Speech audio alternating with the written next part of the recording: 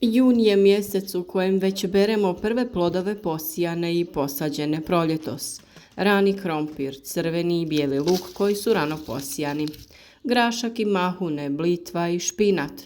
Bez obzira na rast temperature, još uvijek možemo sijati određene kulture koje će plodonositi u drugom dijelu ljeta i tako nam sve vrijeme osigurati svježe namirnice. U pojedinačnim videima o određenim biljkama dali smo vam savjete kako i kada ih sijati, pa se neke biljne vrste mogu uzgajati sukcesivno, tako što ćete ih sijati u razmaku od 15 do 20 dana kako bi vam stalno bili dostupni za berbu. Mahune su jedna takva biljna vrsta.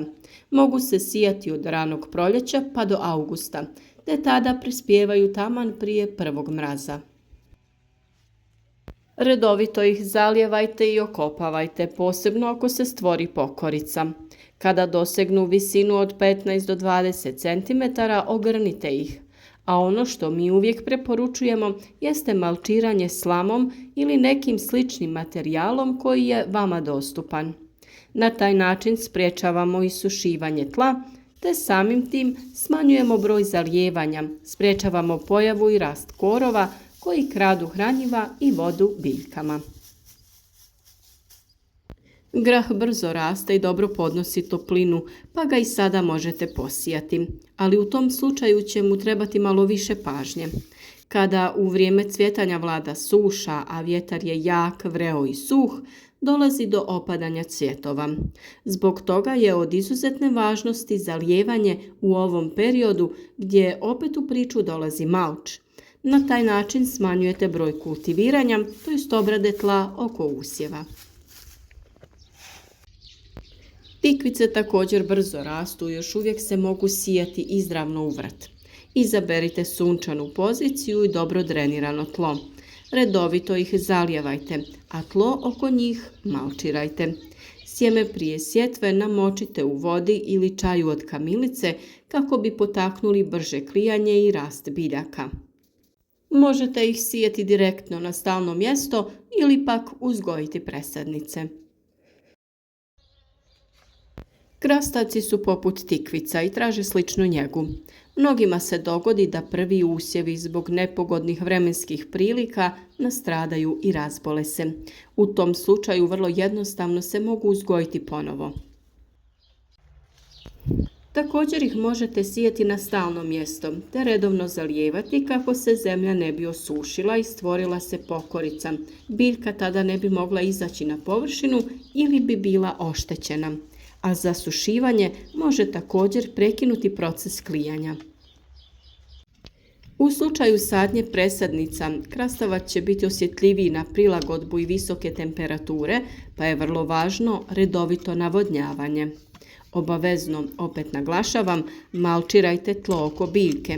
A ako ste tek posijali, golim ostavite samo dio gdje biljka treba da nikne.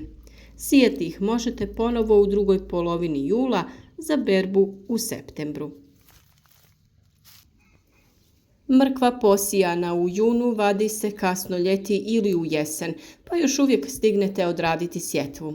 Prije sjetve dobro pripremite tlo koje mora biti rastresito kako bi se dobro razvijala i ne zaboravite na redovno navodnjavanje. Peršin je još jedna povrtna vrsta koja se može posijati ovoga mjeseca, ali uz redovito zalijevanje, budući da sjemenu treba duže vremena da proklija, nekada i po mjesec dana. Naravno, peršin možete uzgojiti iz presadnica koje uvijek možete imati u nekoj posudi i rasađivati po potrebi. A tu je i cikla koju također možete sijati u junu, ali ona isto zahtjeva rastresito i vlažno tlo te redovito zalijevanje.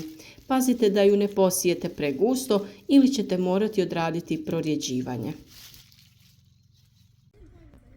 Postoje i sorte salate koje se mogu sijati tokom ljeta. Birajte one koje su otporne na vrućinu. Redovito ih navodnjavajte i malčirajte. U slučaju previsokih temperatura možete ih zasjeniti agrotekstilom. Na pozadini vrećice sa sjemenom istaknuto je vrijeme za koje je pojedina salata predviđena, pa provjerite.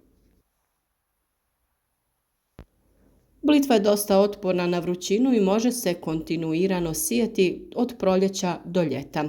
Osigurajte joj prihranu i dovoljno vode te uživajte u njenim blagodatima cijelog ljeta. Bosiljak je toploljubiva začinska biljka i još uvijek se može sijati u junu. Dobro uspijeva u sunčanim dijelovima vrta, a najbolji susjed mu je paradajz. Mi smo ga odmah dodali kraj našeg paradajza prilikom sadnje, a vi ukoliko niste, još uvijek stignete. Ne zaboravite i pripremiti presadnice kasnog kupusa i brokule. Posijte ih u kontejnere, njegujte i presadite u vrt kada budu spremne.